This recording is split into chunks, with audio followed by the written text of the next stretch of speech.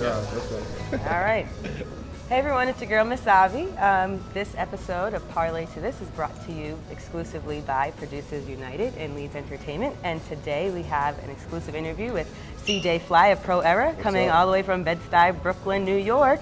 Thanks for joining us today. Thank you for having me. And hey, happy belated birthday. Thank you. 21, big yeah. 21. And did big you do anything special? Not. I wanted to go to gun range, but I didn't get to do that. I just did my local runs and have fun, you know? Yeah, yeah. Well, it's a special week, 21 birthday week, and even though you didn't get to go to the gun range, you do get to perform at the 10th anniversary of the Brooklyn Hip Hop Festival. Yeah, how does it feel to share a stage with some legends such as Raekwon Jay Electronica?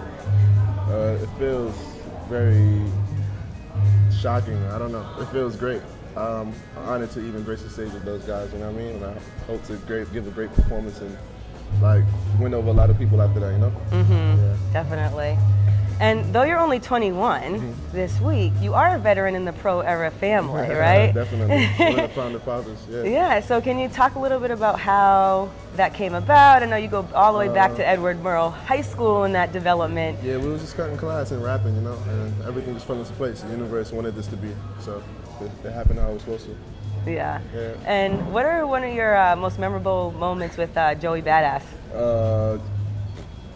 Stuff that kids don't need to know about, like just Smokers Club tour, high stuff. But we did a lot of like adventurous stuff on tour, you know, just going exploring and stuff like that. I'm usually a grandpa to be like, I don't want to go climb the mountains in Canada, so. But we did a lot of like real like searching and stuff like that, and self-exploration while being on tour, you know what I'm saying? We grew up just exploring everything and just trying to like discover everything on the road, you know? Yeah, yeah. And any particular area you went to that you'll never forget? Whistler, British Columbia. Okay. I can't say why, but very inspirational. Great. Yeah. And of course, the Brooklyn Hip Hop Festival won't be your only experience performing. You've done a lot of tours.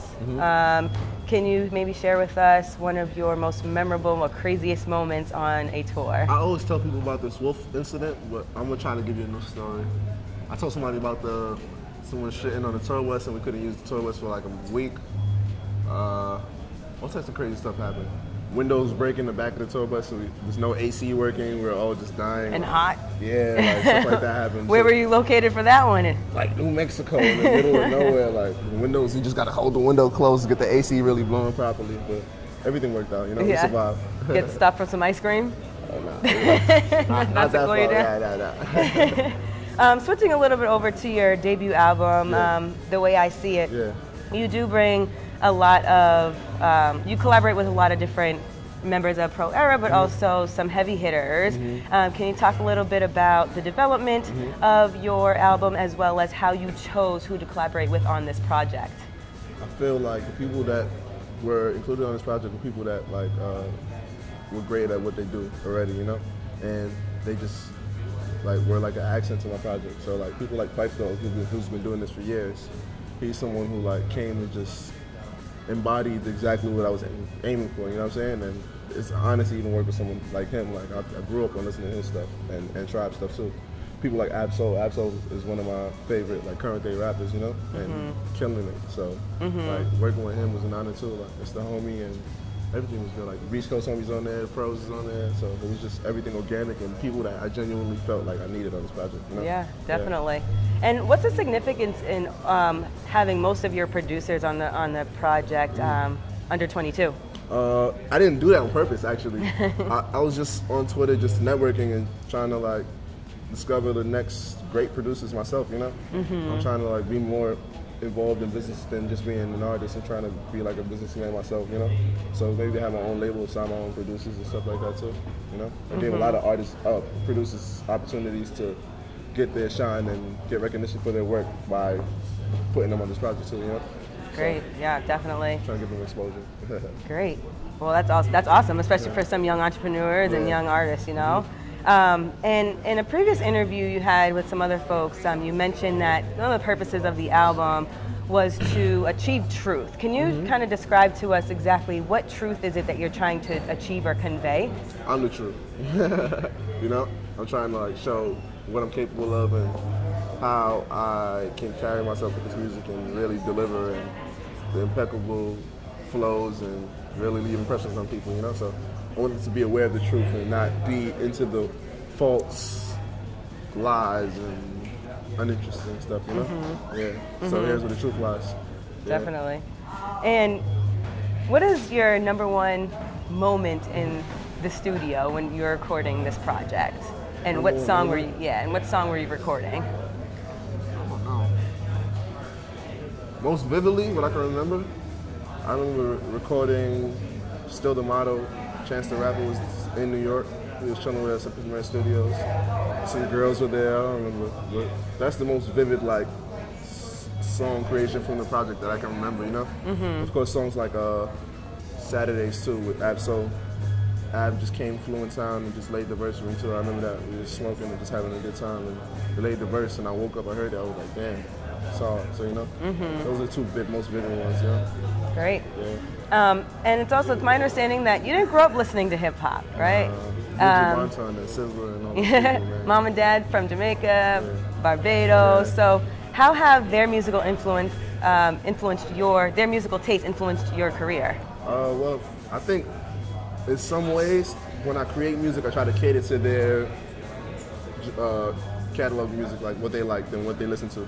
So like sometimes I rap and it might come out with a little reggae style. Sometimes my hooks may come out with a little melody like a Bajan soca song or calypso song. You know? Yeah, exactly. So like the elements are still there. Like it's just genetics. You know, I can't really stop it. Yeah. Somebody heard me in the interview yesterday said I spoke patois, but I wasn't trying to. So it's just natural. And if you weren't rapping, what would you be doing? What every other Brooklyn person is doing. I don't need to say that.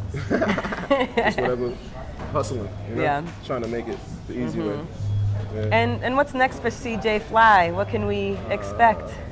Greatness, you know? I'm only trying to advance and progress and step up in my career, you know? I don't ever plan to digress. It's all about progress, you know? Yeah. Absolutely. Yeah. And you've been in the game for a long time, okay? I mean, even though you're only 21, I think you have a little bit of an old soul. You got some advice to give. So, knowing what you know, knowing what you know now about the music industry, what are your top 5 things that you would tell an upcoming artist to put in their kind of I need to make it in the music business survival kit? I'll tell them to bring some lotion if you need it, because you don't want to be an ashy rapper. You heard Biggie say he went from broken ashy to, you know what I mean? So, a lighter, you never know. You might run into Snoop, you might need a light. You're gonna be best friends with him after that. You never know. I don't know. Some people write differently, so I won't tell them to bring any utensils, but bring your A game. That should be like something that's on your survival kit. Always be in your A game. And you never know. I don't know. Other 2 items. Some weed for inspiration, maybe. I don't know. All rappers don't smoke, but you don't need that. And I don't know. What's the last thing? Keep your hair tight. A do-rag. So you can keep the ideas locked in. Feel me? So right now, y'all can't even. Got it.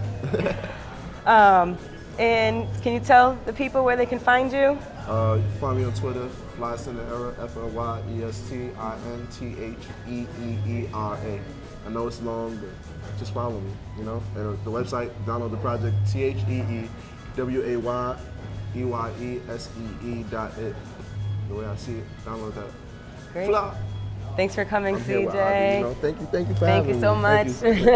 And I just want to give a special shout out to Producers United and Leedz Entertainment for having this episode of Parlay to This today. Thank you again. No problem. Bye. Fly.